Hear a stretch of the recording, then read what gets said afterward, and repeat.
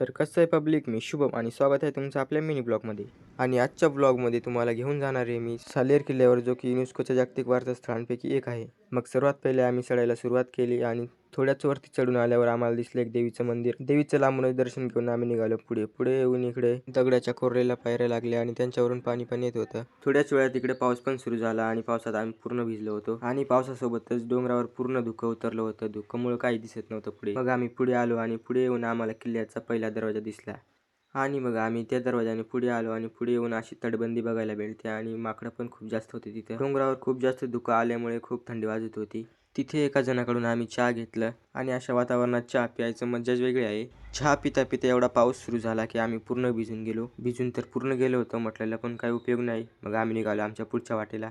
पाणी तर काही थांबायचं नाव नाही घेत होतं. मग आम्ही तसंच निघालो पुढे आणि पुढे येऊन इकडे पर्यटक पण येत होते आणि आम्ही जात होतो तिकडे. पुढे येऊन दिसलं आम्हाला एक छोटंसं वॉटरफॉल आणि खरं सांगतो या पाण्यामध्ये ट्रॅकिंग करायची मजाच वेगळी आहे. खूप मजा येत होती.